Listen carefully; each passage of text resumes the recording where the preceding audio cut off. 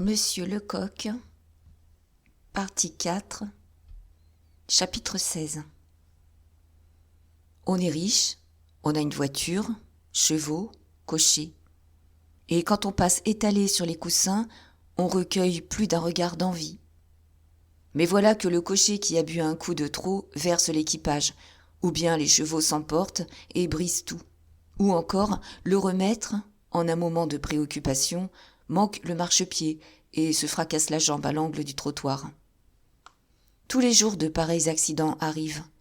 Et même, leur longue liste doit être, pour les humbles piétons, une raison de bénir leur modeste fortune, qui les met à l'abri de telles aventures. Néanmoins, en apprenant le malheur de M. d'Escorval, Lecoq eut l'air si parfaitement déconfit que l'huissier ne put s'empêcher d'éclater de rire. « Que voyez-vous donc là de si extraordinaire ?» demanda-t-il. « Moi ? Rien. » Le jeune policier mentait. Il venait d'être frappé de la bizarre coïncidence de ces deux événements, la tentative de suicide du meurtrier et la chute du juge d'instruction. Mais il ne laissa pas au vague pressentiment qui tressaillit dans son esprit le temps de prendre consistance. Quel rapport entre ces deux faits ? D'ailleurs, il n'entrevoyait pour lui aucun préjudice, bien au contraire. Et il n'avait pas encore enrichi son formulaire d'un axiome qu'il professa plus tard. Se défier extraordinairement de toutes les circonstances qui paraissent favoriser nos secrets désirs. Il est sûr que Lecoq était bien loin de se réjouir de l'accident de M. d'Escorval. Il eût donné bonne chose de grand cœur pour que la blessure n'eût pas de suite. Seulement, il ne pouvait s'empêcher de se dire qu'il se trouvait, de par le hasard de ce malheur, quitte de relations qui lui semblaient affreusement pénibles, avec un homme dont les hauteurs dédaigneuses l'avaient comme écrasé. Tous ces motifs divers réunis furent cause d'une légèreté dont il devait porter la peine. « De la sorte, dit-il à l'huissier, je n'ai que faire ici, ce matin. »« Plaisantez-vous ? Depuis quand le couvent chôme-t-il, faute d'un moine ? Il y a plus d'une heure déjà que toutes les affaires urgentes dont était chargé M. d'Escorval ont été réparties entre messieurs les juges d'instruction. Moi, je viens pour cette grosse affaire d'avant-hier. Et que ne le disiez-vous ? On vous attend. Et même, on a déjà envoyé un garçon vous demander à la préfecture. C'est M. Segmuller qui instruit. » Le front du jeune policier se plissa. Il cherchait à se rappeler celui des juges qui portait ce nom, et s'il ne s'était pas déjà trouvé en rapport avec lui. « Oui, » reprit l'huissier, qui était d'humeur causeuse. « Monsieur Segmuller. Ne le connaissez-vous donc pas ? Voilà un brave homme, et qui n'a pas la mine toujours renfrognée, comme presque tous nos messieurs. C'est de lui qu'un prévenu disait en sortant d'être interrogé « Ce diable-là m'a si bien tiré les vers du nez que j'aurais certainement le cou coupé, mais c'est égal, c'est un bon enfant. » C'est le cœur ragaillardi par ces détails de bon augure que le jeune policier alla frapper à la porte qui lui avait été indiquée et qui portait le numéro 22. « Ouvrez !» cria une voix bien timbrée. Il entra et se trouva en face d'un homme d'une quarantaine d'années, assez grand, un peu replet, et qui lui dit tout d'abord « Vous êtes l'agent Lecoq. Parfait. Asseyez-vous, je m'occupe de l'affaire. Je serai à vous dans 5 minutes. » Lecoq obéit, et sournoisement, avec la perspicacité de l'intérêt en éveil, il se mit à étudier le juge dont il allait devenir le collaborateur. À peu près comme le limier est le collaborateur du chasseur. Son extérieur s'accordait parfaitement avec les dires de l'huissier. La franchise et la bienveillance éclataient sur sa large face, bien éclairée par des yeux bleus très doux. Cependant, le jeune policier s'imagina qu'il serait imprudent de se fier absolument à ces apparences bénignes. Il n'avait pas tort. Né aux environs de Strasbourg, M. Segmuller utilisait dans l'exercice de ses délicates fonctions cette physionomie candide départie à presque tous les enfants de la blonde Alsace, masque trompeur qui fréquemment dissimule une finesse gasconne doublée de la redoutable prudence cauchoise. L'esprit de M. Segmuller était des plus pénétrants et des plus alertes. Mais son système, chaque juge a le sien, était la bonhomie. Pendant que certains de ses confrères demeuraient roides et tranchants autant que le glaive qu'on place dans la main de la statue de la justice, il affectait la simplicité et la rondeur, sans que pourtant jamais l'austérité de son caractère de magistrat en fût altérée. Mais sa voix avait de si paternelles intonations, il voilait si bien de naïveté la subtilité des questions et la portée des réponses, que celui qui l'interrogeait oubliait de se tenir sur ses gardes et se laissait aller. Et quand au-dedans de lui-même il s'applaudissait du peu de malice du juge, le prévenu était déjà retourné comme un gant. Près d'un tel homme, un greffier maigre et grave eût entretenu la défiance. Aussi s'en était-il trié un qui était comme sa caricature. Il s'appelait Goguet. Il était court, obèse, imberbe et souriant. Sa large face exprimait non plus la bonhomie, mais la niaiserie, et il éteignait raisonnablement. Ainsi qu'il l'avait dit, M. Segmuller étudiait la cause qui lui arrivait là inopinément. Sur son bureau étaient étalées toutes les pièces de conviction réunies par Lecoq, depuis le flocon de laine jusqu'à la boucle d'oreille de diamant. Il lisait et relisait le rapport écrit par Lecoq et, suivant les phrases diverses, il examinait les objets placés devant lui ou consultait le plan du terrain. Après non pas 5 minutes, mais une bonne demi-heure, il repoussa son fauteuil. « Monsieur l'agent, prononça-t-il, Monsieur d'Escorval m'avait prévenu par une note en marge du dossier que vous êtes un homme intelligent et qu'on peut se fier à vous. J'ai du moins la bonne volonté. Oh, vous avez mieux que cela. C'est la première fois qu'on m'apporte un travail aussi complet que votre rapport. Vous êtes jeune. Si vous persévérez, je vous crois appelé à rendre de grands services. » Le jeune policier s'inclina, balbutiant, pâle de plaisir. « Votre conviction, poursuivit M. Segmuller, devient dès ce moment la mienne. C'était, m'a dit monsieur le procureur impérial, celle de M. d'Escorval. Nous sommes en face d'une énigme. Il s'agit de la déchiffrer. »« Oh, nous y arriverons, monsieur !» s'écria Lecoq. Il se sentait capable de choses extraordinaires. Il était prêt à passer dans le feu pour ce juge qui l'accueillait si bien. L'enthousiasme qui brillait dans ses yeux était tel que M. Segmuller ne put s'empêcher de sourire. « J'ai bon espoir, dit-il, moi aussi, mais nous ne sommes pas au bout. Maintenant, vous, depuis hier, avez-vous agi ? M. d'Escorval vous avait-il donné des ordres ? Avez-vous recueilli quelque nouvel indice ? Je crois, monsieur, n'avoir pas perdu mon temps. » Et aussitôt, avec une précision rare, avec un bonheur d'expression qui ne fait jamais défaut à qui possède bien son sujet, Lecoq raconta tout ce qu'il avait surpris depuis son départ de la poivrière. Il dit les démarches hardies de l'homme qu'il croyait le complice, ses observations à lui sur le meurtrier, ses espérances avortées et ses tentatives. Il dit les dépositions du cocher et de la concierge. Il lut la lettre du père Absinthe. Pour finir, il déposa sur le bureau les quelques pincées de terre qu'il s'était si singulièrement procurées et à côté une quantité à peu près égale de poussière qu'il était allé ramasser au violon de la place d'Italie. Puis, quand il eut expliqué quelle raison l'avait fait agir et le parti qu'on pouvait tirer de ses précautions, « Ah, vous avez raison !» s'écria M. Segmuller. « Il se peut que nous ayons là un moyen de déconcerter toutes les dénégations du prévenu. C'est, certes, de votre part, un trait de surprenante sagacité. » Il fallait que ce fût ainsi, car Goguet, le greffier, approuva. « Saperlotte, murmura-t-il, je n'aurais pas trouvé celle-là, moi. » Tout en causant, M. Segmuller avait fait disparaître dans un vaste tiroir toutes les pièces de conviction qui ne devaient apparaître qu'en temps et lieu. « Maintenant, dit-il, je possède assez d'éléments pour interroger la veuve Chupin. Peut-être en tirerons-nous quelque chose. » Il allongeait la main vers un cordon de sonnette. Lecoq fit un geste presque suppliant.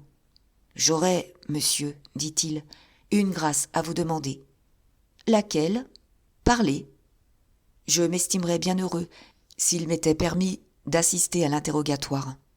Il faut si peu quelquefois pour éveiller une heureuse inspiration.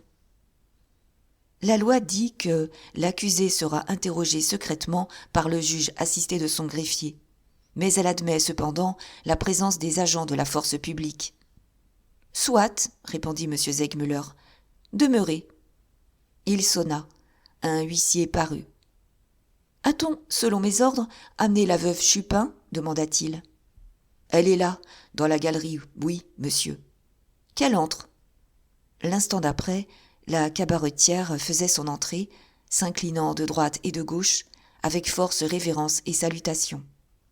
Elle n'en était plus à ses débuts devant un juge d'instruction, la veuve Chupin, et elle n'ignorait pas quel grand respect on doit à la justice. Aussi s'était-elle parée pour l'interrogatoire. Elle avait lissé en bandeau plat ses cheveux gris rebelles et avait tiré tout le parti possible des vêtements qu'elle portait. Même, elle avait obtenu du directeur du dépôt qu'on lui achetât, avec l'argent trouvé sur elle lors de son arrestation, un bonnet de crêpe noire et 2 mouchoirs blancs où elle se proposait de pleurer toutes les larmes de son corps, au moment pathétique. Pour seconder ses artifices de toilette, elle avait tiré de son répertoire de grimaces un petit air innocent, malheureux et résigné, tout à fait propre, selon elle, à se concilier les bonnes grâces et l'indulgence du magistrat dont son sort allait dépendre. Ainsi travestie, les yeux baissés, la voix mielleuse, le geste patelin, elle ressemblait si peu à la terrible patronne de la poivrière que ses pratiques eussent hésité à la reconnaître. En revanche, rien que sur la mine, un vieux et honnête célibataire lui eût proposé 20 francs par mois pour se charger de son ménage. Mais M. Segmuller avait démasqué bien d'autres hypocrisies, et l'idée qui lui vint fut celle qui brilla dans les yeux de Lecoq. Quelle vieille comédienne! Sa perspicacité, il est vrai, devait être singulièrement aidée par quelques notes qu'il venait de parcourir. Ces notes étaient simplement le dossier de la veuve Chupin adressé à titre de renseignement au parquet par la préfecture de police. Son examen achevé, le juge d'instruction fit signe à Goguet, son souriant greffier, de se préparer à écrire. « Votre nom ?» demanda-t-il brusquement à la prévenue. « Aspasie Clapart, mon bon monsieur, » répondit la vieille femme. « Veuve Chupin, pour vous servir. » Elle esquissa une belle révérence et ajouta « Veuve légitime, s'entend. J'ai mes papiers de mariage dans ma commode, et si on veut envoyer quelqu'un... » « Votre âge ?» interrompit le juge. « 54 ans. »« Votre profession ?»« Débitante de boissons, à Paris, tout près de la rue du Château des Rentiers, à 2 pas des fortifications. » Ces questions d'individualité sont le début obligé de tout interrogatoire. Elles laissent au prévenu et au juge le temps de s'étudier réciproquement, de se tâter, pour ainsi dire, avant d'engager la lutte sérieuse, comme 2 adversaires qui, sur le point de se battre à l'épée, essayeraient quelques passes avec des fleurets mouchetés. « Maintenant, poursuivit le juge, occupons-nous de vos antécédents. Vous avez déjà subi plusieurs condamnations. » La vieille récidiviste était assez au fait de la procédure criminelle pour n'ignorer pas le mécanisme de ce fameux casier judiciaire, une des merveilles de la justice française qui rend si difficiles les négations d'identité. « J'ai eu des malheurs, mon bon juge, » pleurnicha-t-elle. « Oui, et en assez grand nombre. Tout d'abord, vous avez été poursuivi pour recel d'objets volés. »« Mais j'ai été renvoyée plus blanche que neige. Mon pauvre défunt avait été trompé par des camarades. »« Soit, mais c'est bien vous qui, pendant que votre mari subissait sa peine, avez été condamné pour vol à 1 mois de prison, une première fois, et à 3 mois ensuite. » J'avais des ennemis qui m'en voulaient, des voisins qui ont fait des cancans. En dernier lieu, vous avez été condamné pour avoir entraîné au désordre des jeunes filles mineures. Des coquines, mon bon cher monsieur, des petites sans cœur. Je leur avais rendu service, et après, elles sont allées conter des menteries pour me faire du tort. J'ai toujours été trop bonne. La liste des malheurs de l'honnête veuve n'était pas épuisée, mais M. Segmuller crut inutile de poursuivre. « Voilà le passé, reprit-il. Pour le présent, votre cabaret est un repère de malfaiteurs. Votre fils en est à sa 4e condamnation, et il est prouvé que vous avez encouragé et favorisé ses détestables penchants. Votre belle-fille, par miracle, est restée honnête et laborieuse. Aussi l'avez-vous accablée de tant de mauvais traitements que le commissaire du quartier a dû intervenir. Quand elle a quitté votre maison, vous vouliez garder son enfant, pour l'élever comme son père, sans doute.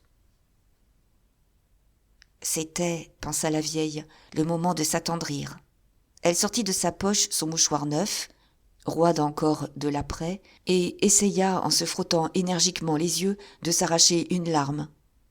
On en eût aussi aisément tiré d'un morceau de parchemin. « Misère !» gémissait-elle. « Me soupçonner, moi, de songer à conduire à mal mon petit-fils, mon pauvre petit Toto. Je serais donc pire que les bêtes sauvages. Je voudrais donc la perdition de mon propre sang. » Mais ces lamentations paraissaient ne toucher que très médiocrement le juge. Elle s'en aperçut, et, changeant brusquement de système et de ton, elle entama sa justification. Elle ne niait rien, positivement, mais elle rejetait tout sur le sort, qui n'est pas juste, qui favorise les uns, non les meilleurs souvent, et accable les autres. Hélas, elle était de ceux qui n'ont pas de chance, ayant toujours été innocente et persécutée. En cette dernière affaire, par exemple, où était sa faute ? Un triple meurtre avait ensanglanté son cabaret, mais les établissements les plus honnêtes ne sont pas à l'abri d'une catastrophe pareille. Elle avait eu le temps de réfléchir, dans le silence des secrets. Elle avait fouillé jusqu'au dernier repli de sa conscience. Et cependant, elle en était encore à se demander quels reproches on pouvait raisonnablement lui adresser. « Je puis vous le dire, » interrompit le juge. « On vous reproche d'entraver autant qu'il est en vous l'action de la loi. » « Est-il, Dieu, possible ?» Et de chercher à égarer la justice. C'est de la complicité, cela, veuve Chupin, prenez-y garde. Quand la police s'est présentée au moment même du crime, vous avez refusé de répondre. « J'ai dit tout ce que je savais. »« Eh bien, il faut me le répéter. » M. Segmuller devait être content. Il avait conduit l'interrogatoire de telle sorte que la veuve Chupin se trouvait naturellement amenée à entreprendre d'elle-même le récit des faits. C'était un point capital. Des questions directes eussent peut-être éclairé cette vieille, si fine, qui gardait tout son sang-froid, et il importait qu'elle ne soupçonnât rien de ce que savait ou de ce qu'ignorait l'instruction. En l'abandonnant à sa seule inspiration, on devait obtenir dans son intégrité la version qu'elle se proposait de substituer à la vérité. Cette version, ni le juge, ni le coq n'en doutaient, devait avoir été concertée au poste de la place d'Italie, entre le meurtrier et le faux ivrogne, et transmise ensuite à la Chupin par ce hardi complice. « Oh, la chose est bien simple, mon bon monsieur, » commença l'honnête cabaretière. « Dimanche soir, j'étais seule au coin de mon feu, dans la salle basse de mon établissement, quand tout à coup la porte s'ouvre, et je vois entrer 3 hommes et 2 dames. » M. Segmuller et le jeune policier échangèrent un rapide regard. Le complice avait vu relever les empreintes. Donc, on n'essayait pas de contester la présence des 2 femmes. « Quelle heure était-il » demanda le juge. « 11 heures à peu près. » « Continuez. » « Sitôt assis, » poursuivit la veuve, « ces gens me commandent un saladier de vin à la française. Sans me vanter, je n'ai pas ma pareille pour préparer cette boisson. Naturellement, je les sers, et aussitôt après, comme j'avais des blouses à repriser pour mon garçon, je monte à ma chambre qui est au premier. » Laissant ces individus seuls. « Oui, mon juge. » C'était, de votre part, beaucoup de confiance. La veuve Chupin secoua mélancoliquement la tête. « Quand on n'a rien, prononça-t-elle, on ne craint pas les voleurs. Poursuivez, poursuivez. Alors donc, j'étais en haut depuis une demi-heure, quand on se met à m'appeler d'en bas. Eh, la vieille ! Je descends et je me trouve nez à nez avec un grand individu, très barbu, qui venait d'entrer. Il voulait un petit verre de fil en 4. Je le sers, seul à une table.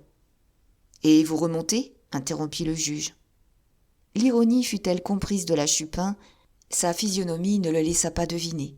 « Précisément, mon bon monsieur, répondit-elle. Seulement, cette fois, j'avais à peine repris mon dé et mon aiguille que j'entends un tapage terrible dans ma salle. Dardard, je dégringole mon escalier pour mettre le holà.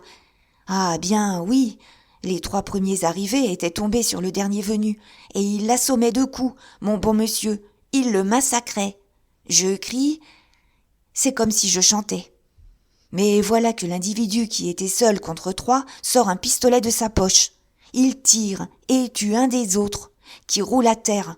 Moi, de peur, je tombe assise sur mon escalier, et pour ne pas voir, car le sang coulait, je relève mon tablier sur ma tête. L'instant d'après, M. Gévrol arrivait avec ses agents. On enfonçait ma porte, et voilà. Ces odieuses vieilles, qui ont trafiqué de tous les vices et bu toutes les hontes, atteignent parfois une perfection d'hypocrisie à mettre en défaut la plus subtile pénétration. Un homme non prévenu, par exemple, eût pu se laisser prendre à la candeur de la veuve Chupin, tant elle y mettait de naturel, tant elle rencontrait à propos la juste intonation de la franchise, de la surprise ou de l'effroi. Malheureusement, elle avait contre elle ses yeux, ses petits yeux gris, mobiles comme ceux de la bête inquiète, où l'astuce heureuse allumait des étincelles. C'est qu'elle se réjouissait, au-dedans d'elle-même, de son bonheur et de son adresse, n'étant pas fort éloignée de croire que le juge ajoutait foi à ses déclarations. Dans le fait, pas un des muscles du visage de M. Segmuller n'avait trahi ses impressions pendant le récit de la vieille, récit débité avec une prestigieuse volubilité. Quand elle s'arrêta, à bout d'haleine, il se leva sans mot dire et s'approcha de son greffier pour surveiller la rédaction du procès-verbal de cette première partie de l'interrogatoire. Du coin où il se tenait modestement assis, Lecoq ne cessait d'observer la prévenue. « Elle pense pourtant, se disait-il, que c'est fini, et que sa déposition va passer comme une lettre à la poste. » Si telle était, en effet, l'espérance de la veuve Chupin, elle ne tarda pas à être déçue. M. Segmuller, après quelques légères observations au souriant Goguet, vint s'asseoir près de la cheminée, estimant le moment arrivé de pousser vivement l'interrogatoire. « Ainsi, veuve Chupin, commença-t-il, vous affirmez n'être pas restée un seul instant près des gens qui étaient entrés boire chez vous. »« Pas une minute. » »« Ils entraient et commandaient, vous les serviez, et vous vous hâtiez de sortir. »« Oui, mon bon monsieur. » »« Il me paraît impossible, cependant, que vous n'ayez pas surpris quelques mots de leur conversation. De quoi causaient-ils ? » ?»« Ce n'est pas mon habitude d'espionner mes pratiques. »« Enfin, avez-vous entendu quelque chose ? » ?»« Rien. » Le juge d'instruction haussa les épaules d'un air de commisération. « En d'autres termes, reprit-il, vous refusez d'éclairer la justice. »« Oh, si on peut dire... » »« Laissez-moi finir. Toutes ces histoires invraisemblables de sorties, de blouses pour votre fils à raccommoder dans votre chambre, vous ne les avez inventées que pour avoir le droit de me répondre. Je n'ai rien vu, rien entendu, je ne sais rien. Si tel est le système que vous adoptez, je déclare qu'il n'est pas soutenable et ne serait admis par aucun tribunal. »« Ce n'est pas un système, c'est la vérité. » M. Segmuller parut se recueillir, puis, tout à coup, « Décidément, vous n'avez rien à me dire sur ce misérable assassin ? » ?»« Mais ce n'est pas un assassin, mon bon monsieur. »« Que prétendez-vous ? » ?»« Dame, il a tué les autres en se défendant. On lui cherchait querelle. Il était seul contre 3 hommes. Il voyait bien qu'il n'avait pas de grâce à attendre de brigands qui... » Elle s'arrêta court, tout interdite, se reprochant sans doute de s'être laissée entraîner, d'avoir eu la langue trop longue. Elle put espérer, il est vrai, que le juge n'avait rien remarqué. Un tison venait de rouler du foyer. Il avait pris les pincettes et ne semblait préoccupé que du soin de reconstruire artistement l'édifice écroulé de son feu. « Qui me dira, murmurait-il, entre haut et bas, qui me garantira que ce n'est pas cet homme, au contraire, qui a attaqué les 3 autres ? » ?»« Moi, déclara carrément la veuve Chupin. Moi, Qui le jure ? M. Segmuller se redressa, aussi étonné en apparence que possible. « Comment pouvez-vous savoir ?» prononça-t-il. « Comment pouvez-vous jurer ? Vous étiez dans votre chambre quand la querelle a commencé. » Grave et immobile sur sa chaise, le coq jubilait intérieurement. Il trouvait que c'était un joli résultat et qui promettait d'avoir, en 8 questions, amené cette vieille rouée à se démentir. Il se disait aussi que la preuve de la connivence éclatait. Sans un intérêt secret, la vieille cabaretière n'eût pas pris si imprudemment la défense du prévenu. « Après cela, reprit le juge, vous parlez peut-être d'après ce que vous savez du caractère du meurtrier. Vous le connaissez vraisemblablement. » « Je ne l'avais jamais vu avant cette soirée-là. »« Mais il était cependant déjà venu dans votre établissement. »« Jamais de sa vie. »« Oh oh, comment expliquez-vous alors que, entrant dans la salle du bas, pendant que vous étiez dans votre chambre, cet inconnu, cet étranger, se soit mis à crier « Eh, la vieille !» Il devinait donc que l'établissement était tenu par une femme, et que cette femme n'était plus jeune. »« Il n'a pas crié cela. » « Rappelez vos souvenirs. C'est vous-même qui venez de me le dire. »« Je n'ai pas dit cela, mon bon monsieur. »« Si, et on va vous le prouver en vous relisant votre interrogatoire. Goguet, lisez, s'il vous plaît. » Le souriant greffier eut promptement trouvé le passage, et de sa meilleure voix, il lut la phrase textuelle de la Chupin. « J'étais en haut depuis une demi-heure, quand d'en bas on se met à m'appeler. Eh, la vieille ! Je descends, etc., etc. » « Vous voyez bien, insista M. Segmuller. L'assurance de la vieille récidiviste fut sensiblement diminuée par cet échec. Mais loin d'insister, le juge glissa sur cet incident comme s'il n'y eût pas attaché grande importance. « Et les autres buveurs, reprit-il, ceux qui ont été tués, les connaissiez-vous ? » ?»« Non, monsieur, ni d'Ève ni d'Adam. » »« Et vous n'avez pas été surprise de voir ainsi arriver chez vous 3 inconnus, accompagnés de 2 femmes ? » ?»« Quelquefois, le hasard... » »« Allons, vous ne pensez pas ce que vous dites. Ce n'est pas le hasard qui peut amener des clients la nuit, par un temps épouvantable, dans un cabaret mal famé comme le vôtre, et situé surtout assez loin de toute voie fréquentée, au milieu des terrains vagues. »« Je ne suis pas sorcière. Ce que je pense, je le dis. » »« Donc, vous ne connaissez même pas le plus jeune de ces malheureux, celui qui était vêtu en soldat, Gustave. Enfin ? » ?»« Aucunement. » M. Segmuller nota l'intonation de cette réponse, et, plus lentement, il ajouta. « Du moins, vous avez bien ouï parler d'un ami de ce Gustave, un certain Lacheneur. » À ce nom, le trouble de l'hôtesse de la Poivrière fut visible, et c'est d'une voix profondément altérée qu'elle balbutia. « Lacheneur ? Lacheneur.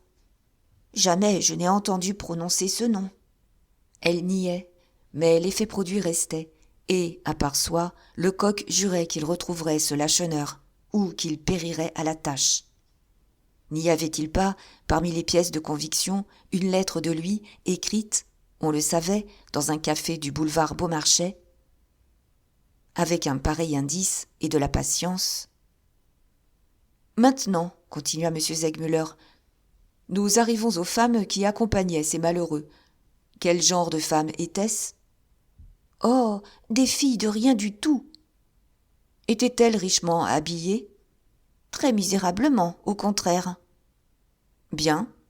Donnez-moi leur signalement. »« C'est que, mon bon juge, je les ai à peine vues. Enfin, c'étaient 2 grandes et puissantes gaillardes, si mal bâties que, sur le premier moment, comme c'était le dimanche gras, je les ai prises pour des hommes déguisés en femmes. Elles avaient des mains comme des épaules de mouton, la voix cassée et des cheveux très noirs. Elles étaient brunes comme des mulâtresses. Voilà surtout ce qui m'a frappée. « Assez, interrompit le juge. J'ai désormais la preuve de votre insigne mauvaise foi. Ces femmes étaient petites, et l'une d'elles était remarquablement blonde. »« Je vous jure, mon bon monsieur... » Ne jurez pas. Je serais forcée de vous confronter avec un honnête homme qui vous dirait que vous mentez. » Elle ne répliqua pas, et il y eut un moment de silence. M. Segmuller se décidait à frapper le grand coup. « Soutiendrez-vous aussi, demanda-t-il, que vous n'aviez rien de compromettant dans la poche de votre tablier ? » ?»« Rien. On peut le chercher et fouiller. Il est resté chez moi. » Cette assurance, sur ce point, ne trahissait-elle pas l'influence du faux ivrogne ? « Ainsi, reprit M. Segmuller, vous persistez. Vous avez tort, croyez-moi. Réfléchissez. Selon que vous agirez, vous irez aux assises comme témoin ou comme complice. » Bien que la veuve parût écrasée sous ce coup inattendu, le juge n'insista pas. On lui relut son interrogatoire, elle le signa et sortit. M. Segmuller, aussitôt, s'assit à son bureau, remplit un imprimé et le remit à son greffier en disant « Voici, Goguet, une ordonnance d'extraction pour le directeur du dépôt. Allez dire qu'on m'amène le meurtrier. » Chapitre 17. Arracher des aveux à un homme intéressé à se taire et persuadé qu'il n'existe pas de preuves contre lui, c'est certes difficile. Mais demander, dans de telles conditions, la vérité à une femme, c'est vouloir, dit-on au palais, c'est prétendre confesser le diable. Aussi, dès que M. Segmuller et Lecoq se trouvèrent seuls, ils se regardèrent d'un air qui disait leur inquiétude, et combien peu ils conservaient d'espoir. En somme, qu'avait-il produit de positif, cet interrogatoire conduit avec cette dextérité du juge qui sait disposer et manier ses questions, comme un général sait manœuvrer ses troupes et les faire donner à propos. Il en ressortait la preuve irrécusable de la connivence de la veuve Chupin, et rien de plus. « Cette coquine sait tout, » murmura Lecoq. « Oui, » répondit le juge, « il m'est presque démontré qu'elle connaît les gens qui se trouvaient chez elle, les femmes, les victimes, le meurtrier, tous enfin. Mais il est certain qu'elle connaît ce Gustave. Je l'ai lu dans son œil. Il m'est prouvé qu'elle sait qui est ce Lacheneur, cet inconnu dont le soldat mourant voulait se venger, ce personnage mystérieux qui a, très évidemment, la clé de cette énigme. C'est cet homme qu'il faudrait retrouver. »« Ah, je le retrouverai, » s'écria Lecoq, « quand je devrais questionner les 1100 000 hommes qui se promènent dans Paris. » C'était beaucoup promettre, à ce point que le juge, en dépit de ses préoccupations, se laissa aller à rire. « Si seulement, » poursuivit Lecoq, « si seulement cette vieille sorcière se décidait à parler à son prochain interrogatoire. » « Oui, mais elle ne parlera pas. » Le jeune policier hocha la tête. Tel était bien son avis. Il ne se faisait pas illusion.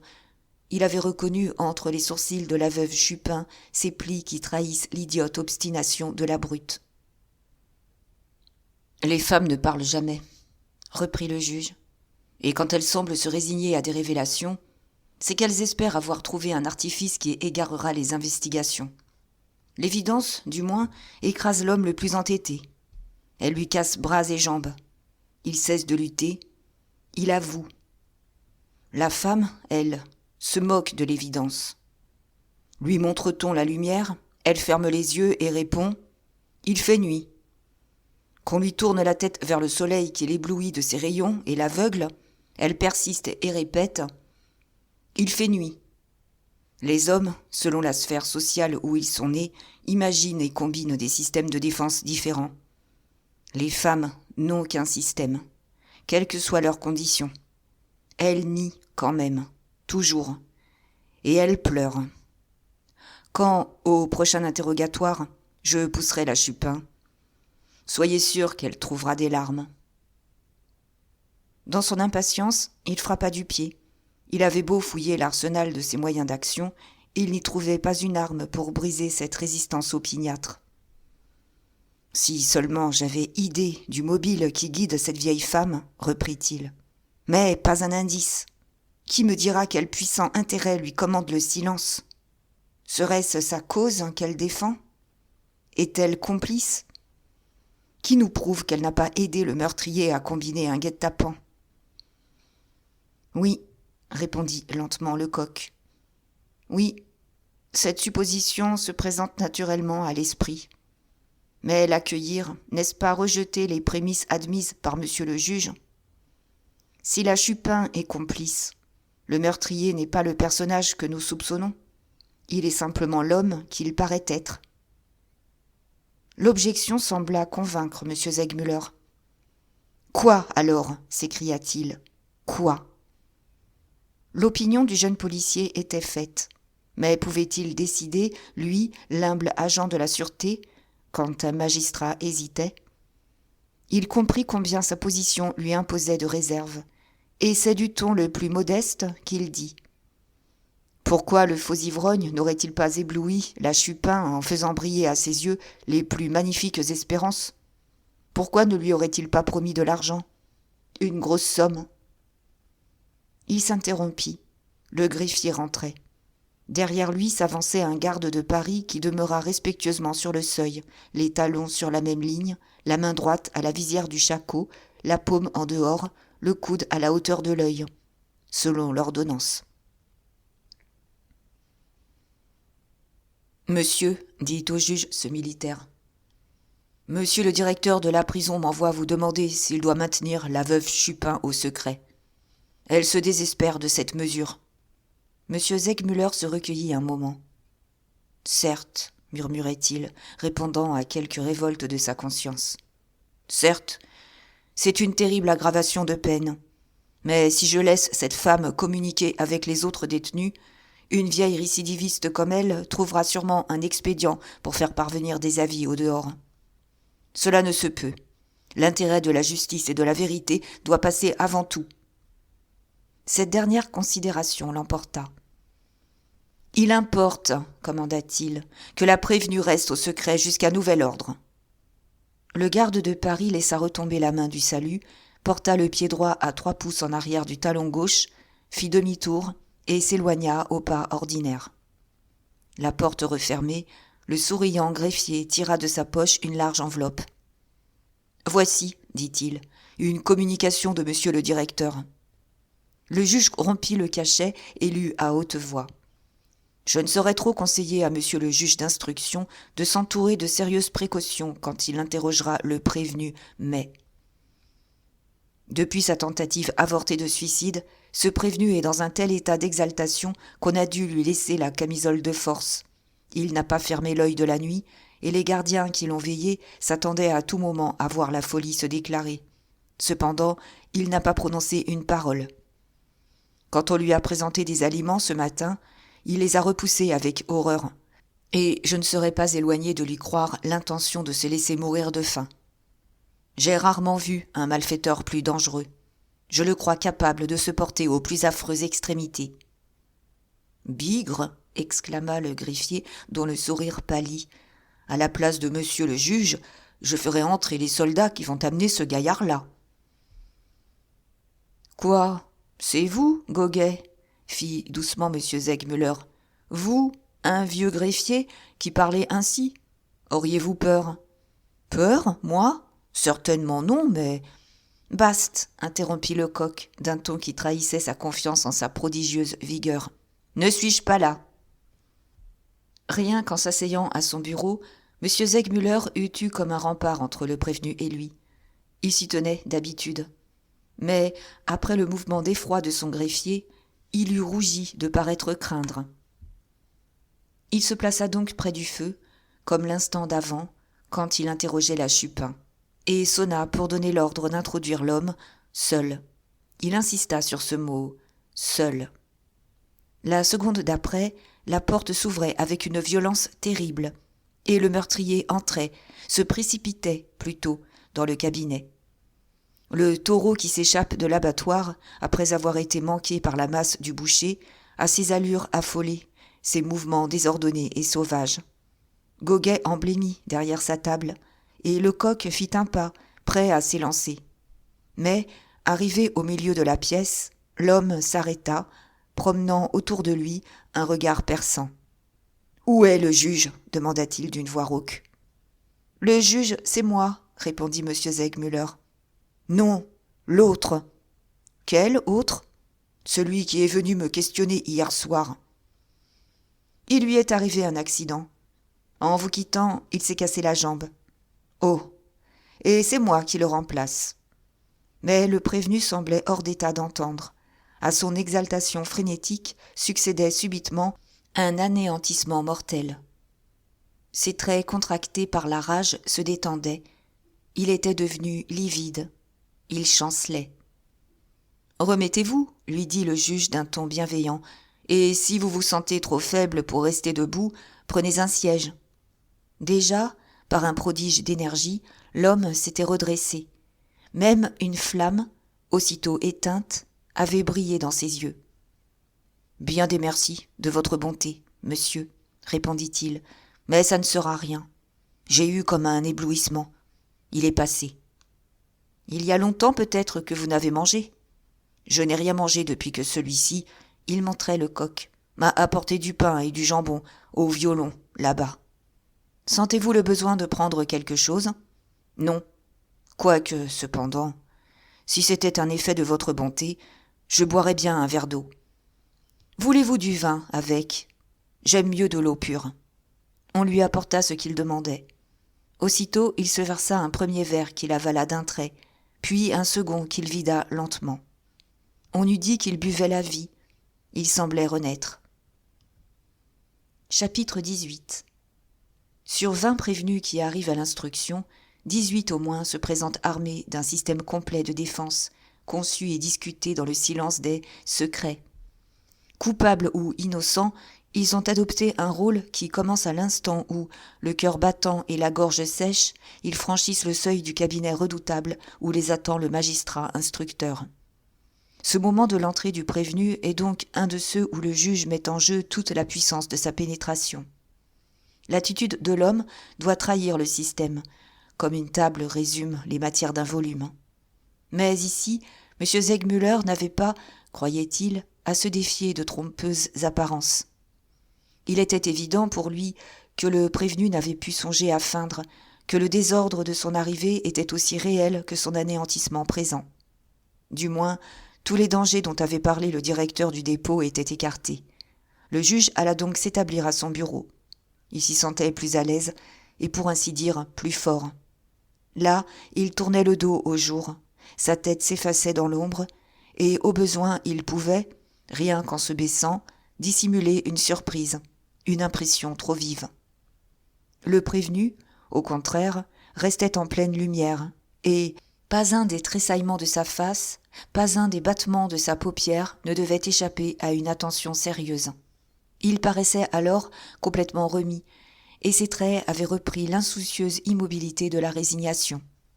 « Vous sentez-vous tout à fait mieux ?» lui demanda M. Segmuller. « Je vais très bien. »« J'espère, » poursuivit paternellement le juge, « que vous saurez vous modérer maintenant. Hier, vous avez essayé de vous donner la mort. C'eût été un grand crime ajouté aux autres, un crime qui, d'un geste brusque, le prévenu l'interrompit. « Je n'ai pas commis de crime, » dit-il d'une voix rude encore, mais non plus menaçante. « Attaqué, j'ai défendu ma peau, ce qui est le droit de chacun. Ils étaient 3 sur moi, des enragés. J'ai tué pour ne pas être tué. C'est un grand malheur, et je donnerai ma main pour le réparer, mais ma conscience ne me reproche pas ça. » Ça, c'était le claquement de l'ongle de son pouce sous ses dents. « Cependant, continua-t-il, on m'a arrêté et traité comme un assassin. Quand je me suis vu tout seul dans ce cercueil de pierre que vous appelez le secret, j'ai eu peur, j'ai perdu la tête.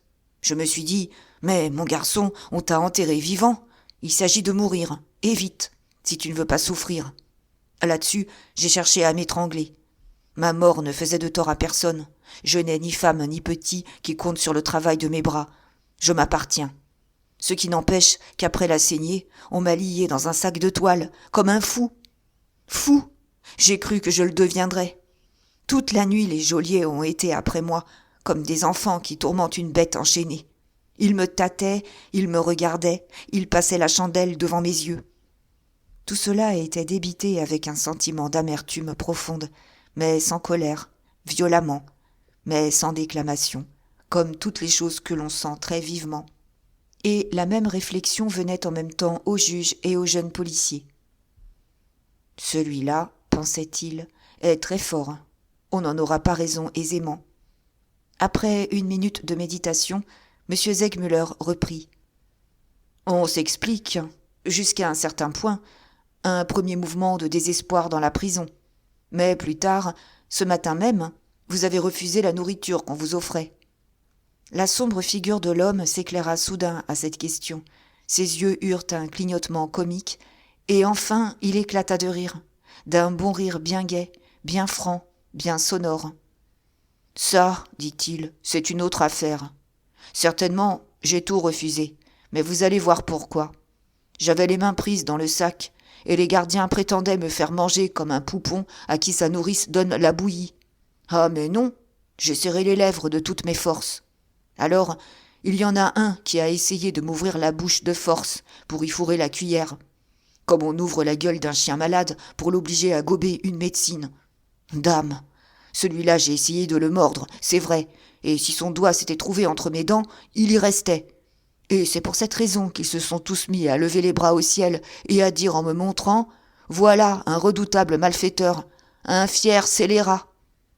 Ce souvenir lui semblait bien réjouissant, car il se reprit à rire de plus belle, à la grande stupéfaction de Lecoq, au grand scandale du bon Goguet, le greffier. De son côté, M. Segmuller avait grand-peine à dissimuler complètement sa surprise.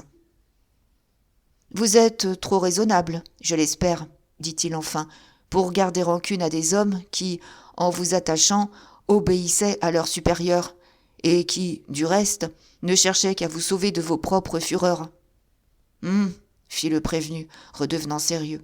« Je leur en veux encore un petit peu. Et si j'en tenais un dans un coin... Mais ça passera, je me connais. Je n'ai pas plus de fiel qu'un poulet. Il dépend d'ailleurs de vous d'être bien traité. Soyez calme, et on ne vous remettra pas la camisole de force. Mais il faut être calme. » Le meurtrier branla tristement la tête. « Je serai donc sage, dit-il, quoique ce soit terriblement dur d'être en prison quand on n'a rien fait de mal.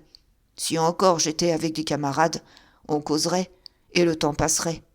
Mais rester seul, tout seul, dans ce trou froid, où on n'entend rien, c'est épouvantable. C'est si humide que l'eau coule le long du mur, et on jurerait que c'est des vraies larmes, des larmes d'hommes qui sortent de la pierre. » Le juge d'instruction s'était penché sur son bureau pour prendre une note. Ce mot « des camarades » l'avait frappé, et il se proposait de le faire expliquer plus tard. « Si vous êtes innocent, continua-t-il, vous serez bientôt relâché, mais il faut établir votre innocence. Que dois-je faire pour cela ? Dire la vérité, toute la vérité, répondre en toute sincérité, sans restriction, sans arrière-pensée aux questions que je vous poserai. Pour ça, on peut compter sur moi. » Il levait déjà la main, comme pour prendre Dieu et les hommes à témoin de sa bonne foi. M. Segmuller lui ordonna de l'abaisser en ajoutant « Les prévenus ne prêtent pas serment. »« Tiens, » fit l'homme d'un air étonné, « c'est drôle. » Tout en semblant laisser s'égarer le prévenu, le juge ne le perdait pas de vue.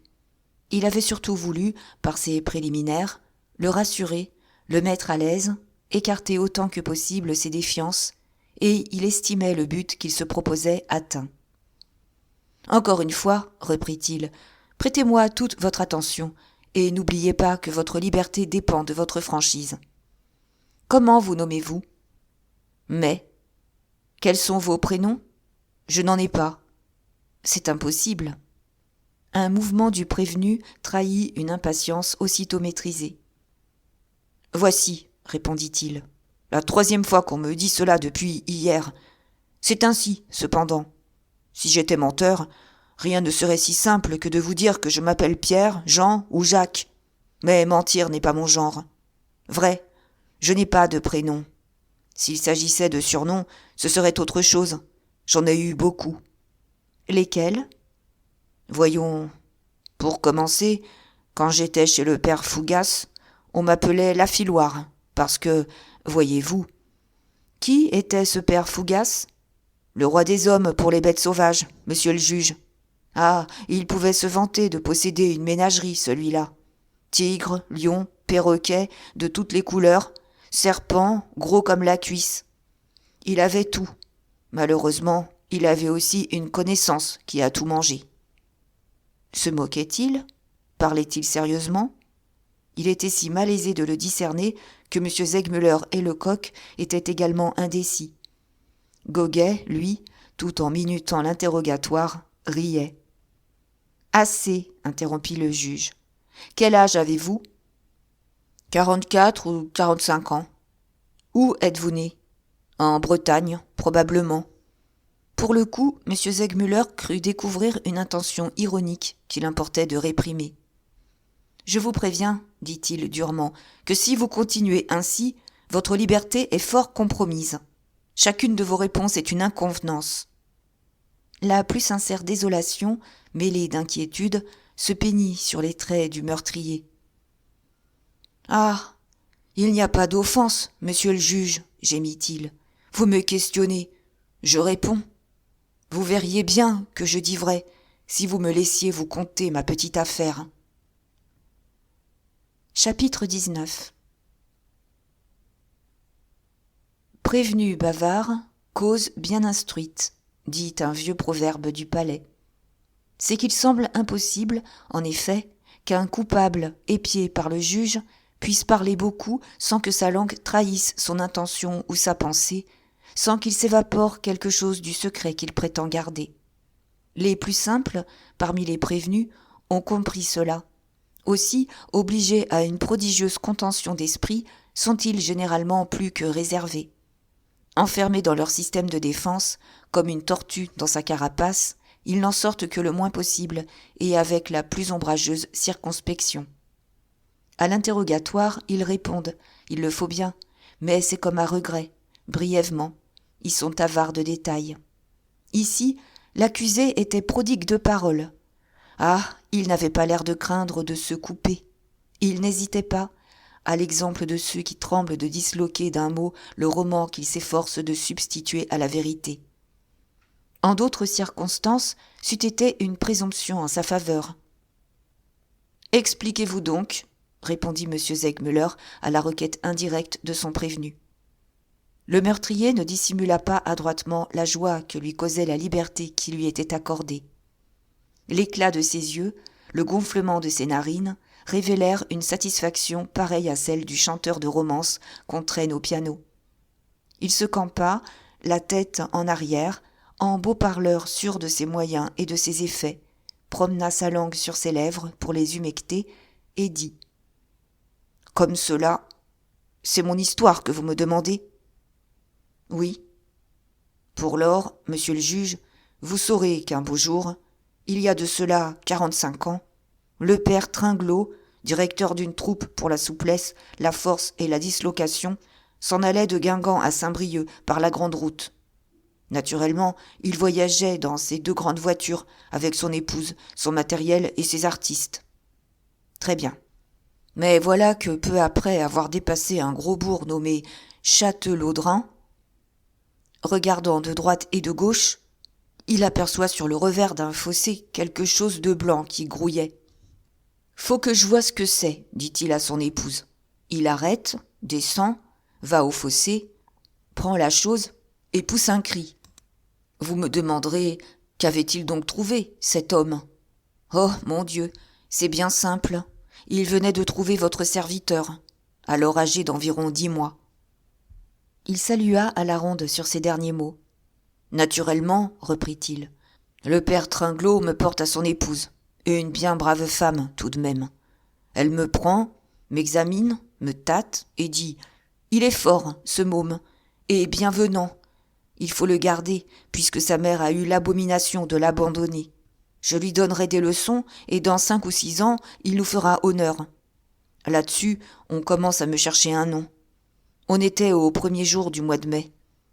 Il fut décidé que je m'appellerais Mai, et Mai, je suis, depuis ce jour-là, sans prénom. Il s'interrompit, et son regard s'arrêta successivement sur ses 3 auditeurs, comme s'il eût quêté une approbation. L'approbation ne venant pas, il poursuivit. C'était un homme simple, le père Tringlot, et ignorant les lois. Il ne déclara pas sa trouvaille à l'autorité. De la sorte, je vivais, mais je n'existais pas, puisqu'il faut être inscrit sur un registre de mairie pour exister. Tant que j'ai été moutard, je ne me suis pas inquiété de cela. Plus tard, quand j'ai été sur mes 16 ans, quand je venais à penser à la négligence du bonhomme, je m'en réjouissais au-dedans de moi-même. Je me disais, mais, mon gars, tu n'es couché sur aucun registre du gouvernement, donc tu ne tireras pas au sort. Par conséquent, tu ne partiras pas soldat. Ce n'était pas du tout dans mon idée d'être soldat. Je ne me serais pas fait inscrire pour un boulet de canon. Bien plus tard encore, l'âge de la conscription passé, un homme de loi m'a dit que si je réclamais pour avoir un état civil, on me ferait de la peine.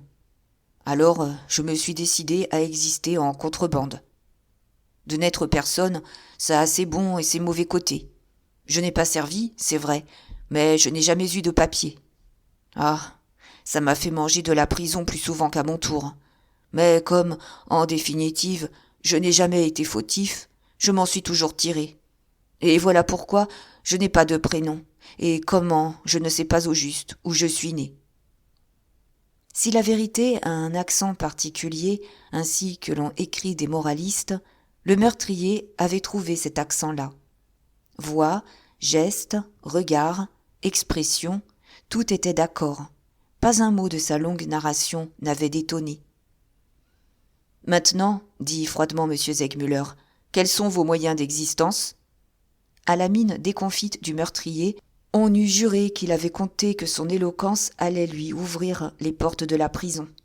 « J'ai un état, répondit-il piteusement, celui que m'a montré la mère Tringlot. J'en vis, et j'en ai vécu en France et dans d'autres contrées. » Le juge pensa trouver là un défaut de cuirasse. « Vous avez habité l'étranger ?» demanda-t-il. « Un peu. Voilà 16 ans que je travaille tantôt en Allemagne, tantôt en Angleterre, avec la troupe de M. Simpson. »« Ainsi, vous êtes saltimbanque ? Comment, avec un tel métier, vos mains sont-elles si blanches et si soignées ?» Loin de paraître embarrassé, le prévenu étala ses mains et les examina avec une visible complaisance. « C'est vrai, au moins, fit-il, qu'elles sont jolies. C'est que je les soigne. »« On vous entretient donc à ne rien faire ? » ?»« Ah, mais non. Seulement, monsieur le juge, je suis, moi, pour parler au public, pour tourner le compliment, pour faire le boniment, comme on dit. Et sans me flatter, j'ai une certaine capacité. » Monsieur Segmuller se caressait le menton, ce qui est son tic lorsqu'il suppose qu'un prévenu s'enferre. « En ce cas, dit-il, veuillez me donner un échantillon de votre talent. »« Oh, fit l'homme, semblant croire à une plaisanterie, oh !»« Obéissez, je vous prie, insista le juge. » Le meurtrier ne se défendit plus. À la seconde même, sa mobile physionomie prit une expression toute nouvelle, mélange singulier de bêtise, d'impudence et d'ironie. En guise de baguette, il prit une règle sur le bureau du juge, et d'une voix fausse et stridente, avec des intonations bouffonnes, il commença. « Silence, la musique! Et toi, la grosse caisse, la paix!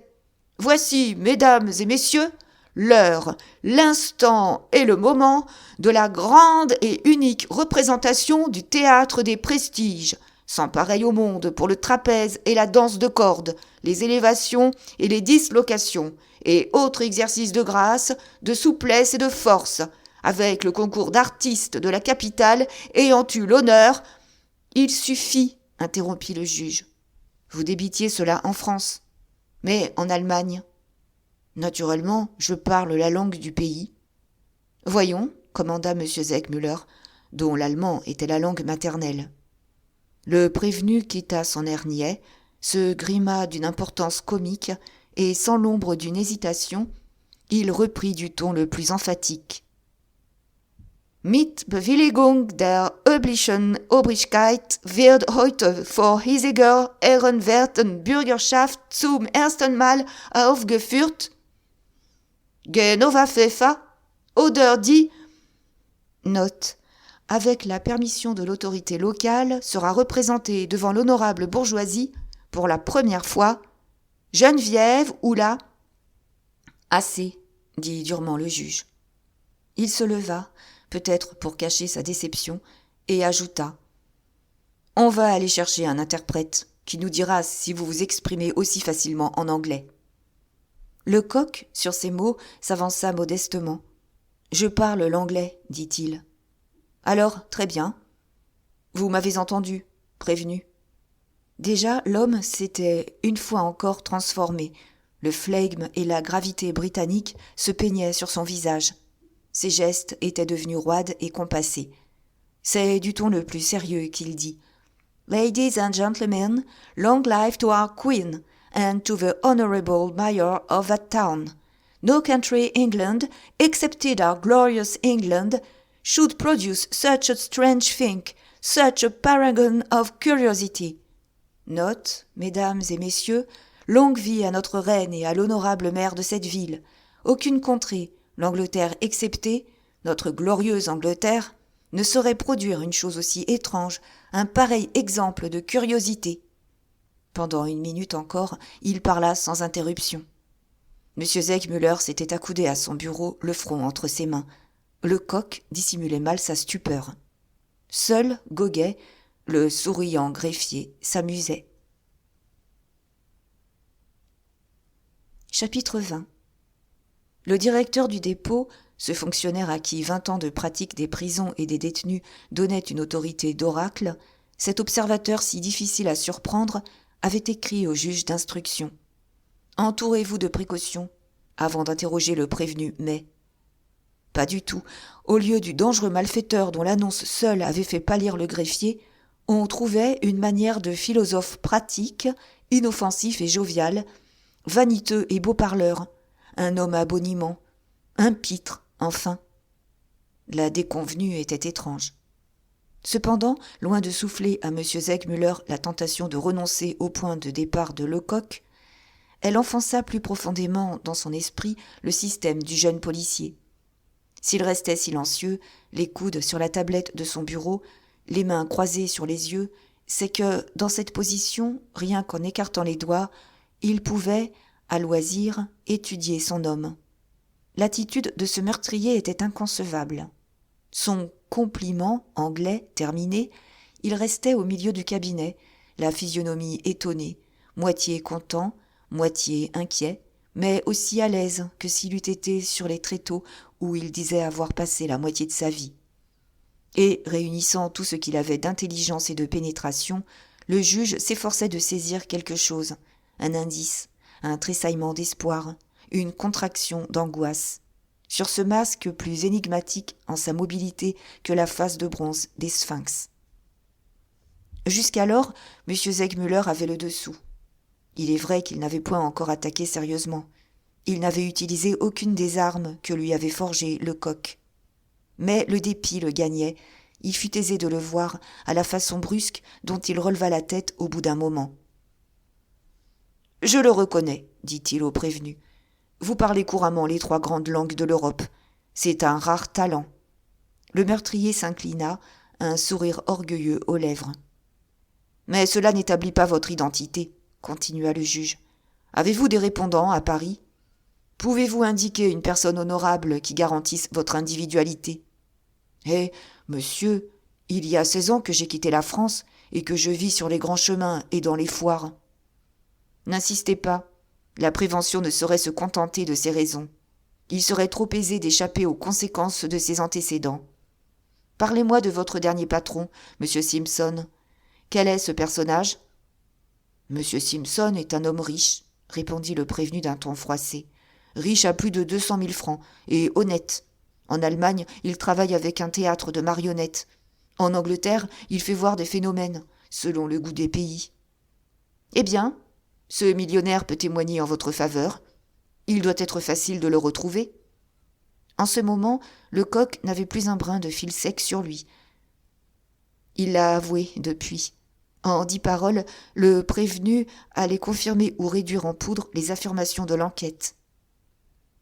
« Certes, répondit-il avec emphase, M. Simpson ne peut dire que du bien de moi.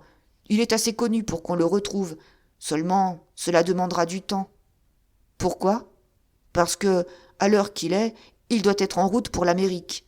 C'est même ce voyage qui m'a fait le quitter. Je crains la mer. » Les angoisses dont les griffes aiguës déchiraient le cœur de Lecoq s'envolèrent. Il respira. « Ah » fit le juge sur 3 tons différents. « Ah, ah. » « Quand je dis qu'il est en route, reprit vivement le prévenu, il se peut que je me trompe et qu'il ne soit pas encore parti.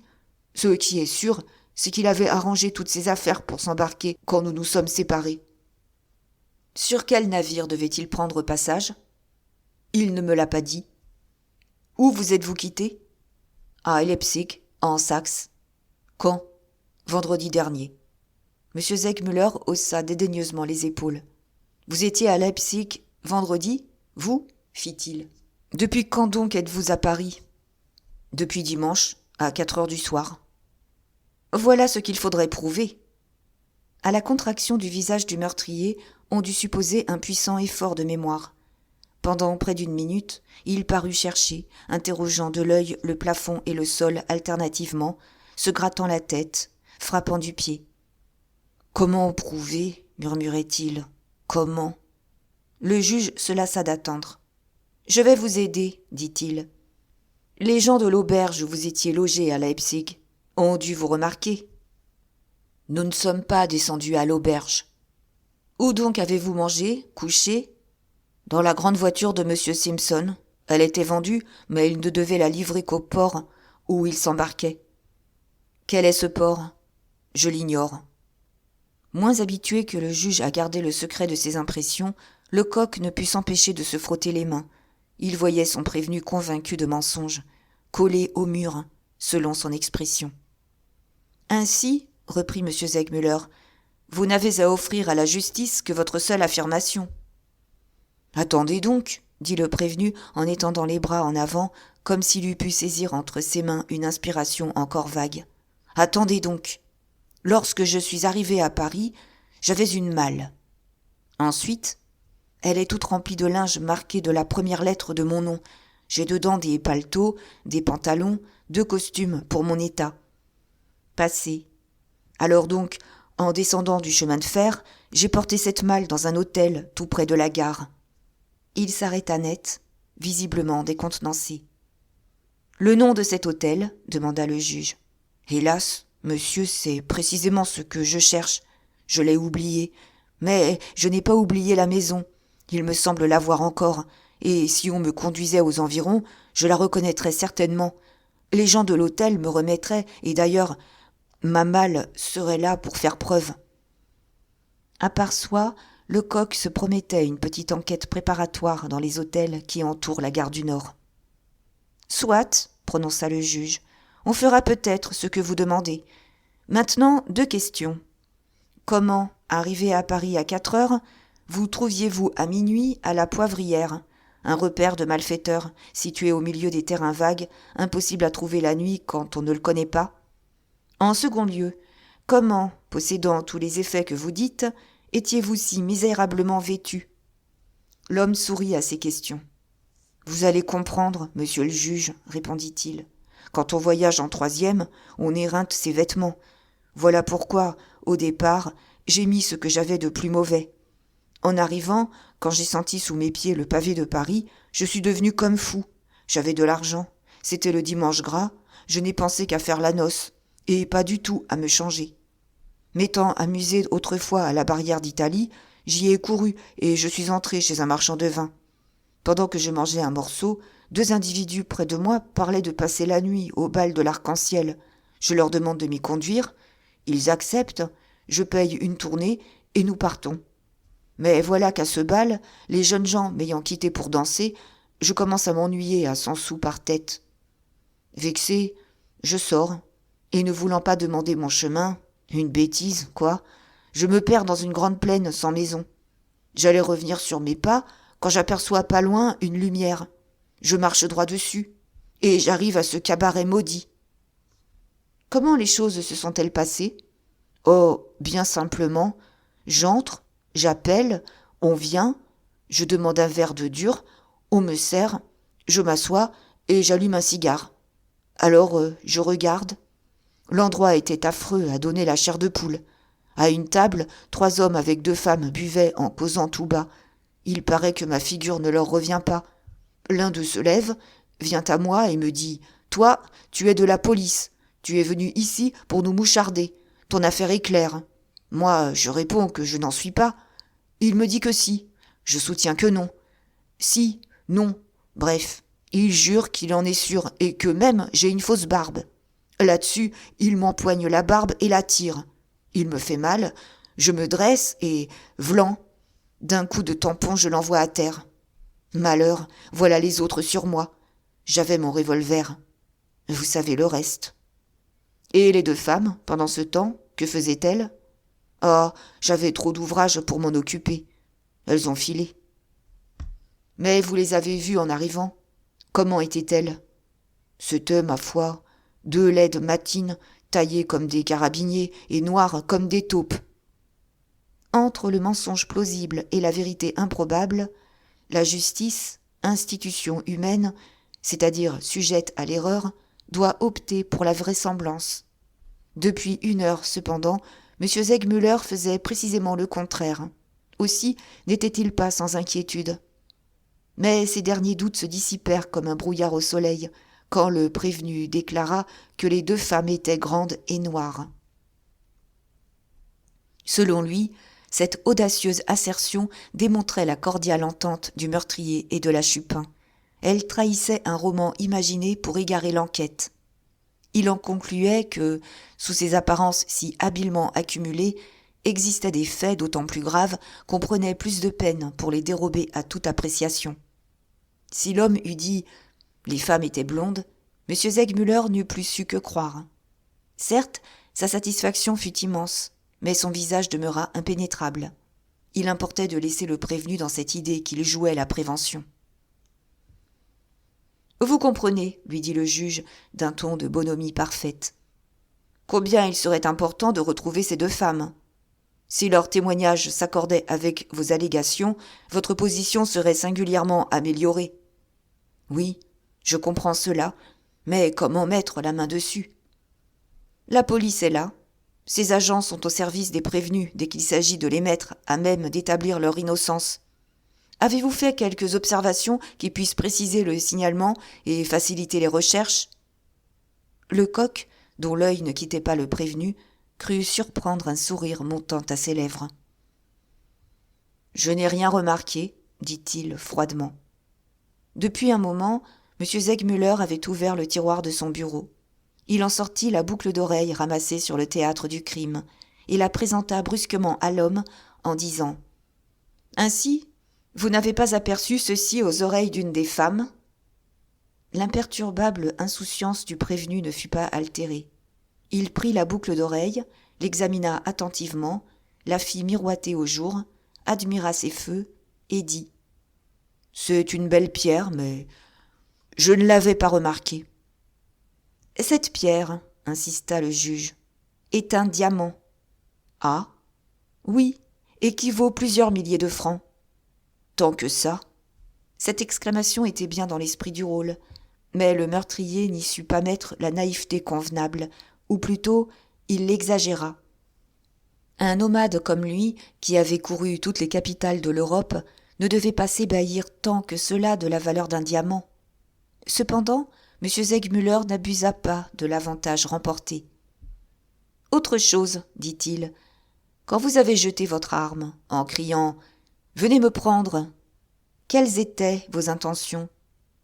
Je comptais fuir. Par où ? Dame, monsieur, par la porte, par... Oui, par la porte de derrière, fit le juge avec une ironie glaciale. Reste à expliquer comment vous, qui entriez dans ce cabaret pour la première fois, vous aviez connaissance de cette issue. Pour la première fois, l'œil du prévenu se troubla, son assurance disparut, mais ce ne fut qu'un éclair, et il éclata de rire, mais d'un rire faux, voilant mal son angoisse. « Quelle farce !» répondit-il. « Je venais de voir les 2 femmes filer par là. »« Pardon ? Vous venez de déclarer que vous ne vous êtes pas aperçu du départ des femmes, que vous aviez trop d'ouvrage pour surveiller leurs mouvements. » « Ai-je dit cela ? » ?»« Mot pour mot. On va vous donner lecture du passage. Goguet, Lisez. » Le greffier lut, mais alors l'homme entreprit de contester la signification de ces expressions. Il n'avait pas dit, prétendait-il, certainement, il n'avait pas voulu dire, on l'avait mal compris. Lecoq était aux anges. Toi, mon bonhomme, pensait-il, tu discutes, tu patauges, tu es perdu. La réflexion était d'autant plus juste que la situation d'un prévenu devant le magistrat instructeur peut être comparée à celle d'un homme qui, ne sachant pas nager, s'est avancé dans la mer jusqu'à avoir de l'eau au ras de la bouche. Tant qu'il garde son équilibre, tout va bien. Chancelle-t-il ? Aussitôt, il perd plante. S'il se débat et barbote, c'en est fait. Il avale une gorgée, la vague prochaine le roule. Il veut crier, il boit. Il est noyé. « Assez, dit le juge, dont les questions allaient se multiplier et porter sur tous les points. Assez. Comment, sortant avec l'intention de vous amuser, aviez-vous dans une de vos poches le revolver que voici ? Je l'avais sur moi pour la route. Je n'ai pas plus songé à le déposer à l'hôtel qu'à changer de vêtements. Où l'avez-vous acheté ? Il m'a été donné par M. Simpson. C'est un souvenir. Convenez, remarqua froidement le juge, que ce M. Simpson est un personnage commode. Enfin, continuons. 2 coups seulement de cette arme redoutable ont été déchargés, et 3 hommes sont morts. Vous ne m'avez pas dit la fin de la scène ? Hélas, fit l'homme d'un ton ému, à quoi bon ? 2 de mes ennemis renversés, la partie devenait égale. J'ai donc saisi le dernier, le soldat, à bras-le-corps, et je l'ai poussé. Il est tombé sur le coin d'une table et ne s'est plus relevé. M. Segmuller avait déplié sur son bureau le plan du cabaret dessiné par Lecoq. « Approchez, dit-il au prévenu, et précisez sur ce papier votre position et celle de vos adversaires. » L'homme obéit, et avec une sûreté un peu bien surprenante chez un homme de sa condition apparente, il expliqua le drame.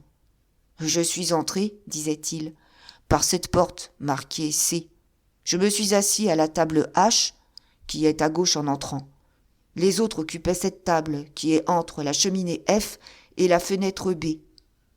Lorsqu'il eut achevé, « Je dois, dit le juge, rendre à la vérité cet hommage que vos déclarations s'accordent parfaitement avec les constatations des médecins, lesquels ont reconnu qu'un des coups avait été tiré à bout portant et l'autre de la distance de 2 mètres environ. » Un prévenu vulgaire eût triomphé. L'homme, au contraire, eut un imperceptible haussement d'épaules. « Cela prouve, murmura-t-il, que ces médecins savent leur métier. » Lecoq était content. Juge, il n'eût pas mené autrement l'interrogatoire.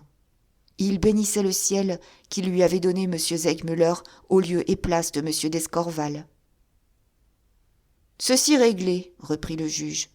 Il vous reste, prévenu, à m'apprendre le sens d'une phrase prononcée par vous, quand l'agent que voici vous a renversé. » « Une phrase ? » ?»« Oui, vous avez dit « C'est les Prussiens qui arrivent, je suis perdu. » Qu'est-ce que cela signifiait ?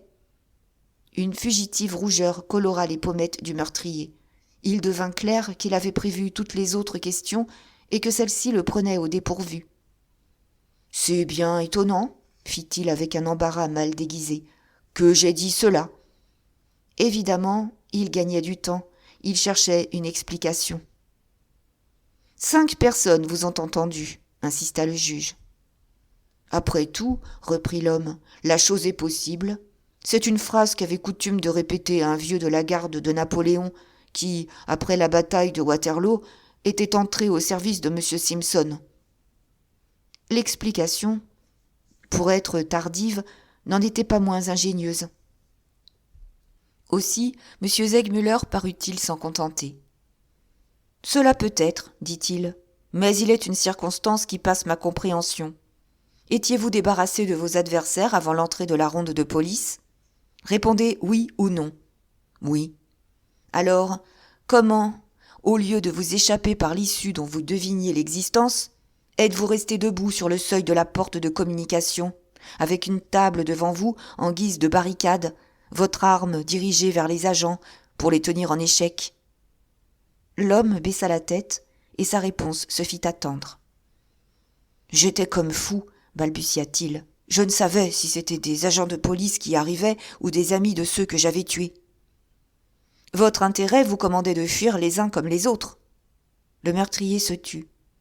Eh bien, reprit M. Segmuller, la prévention suppose que vous vous êtes sciemment et volontairement exposé à être arrêté pour protéger la retraite des 2 femmes qui se trouvaient dans ce cabaret. Je me serais donc risqué pour 2 coquines que je ne connaissais pas. Pardon ? La prévention a de fortes raisons de croire que vous les connaissez au contraire, très bien, ces 2 femmes. Ça, par exemple, si on me le prouve. Il ricanait, mais le rire fut glacé sur ses lèvres par le ton d'assurance avec lequel le juge dit, en scandant les syllabes: « Je vous le prouverai. »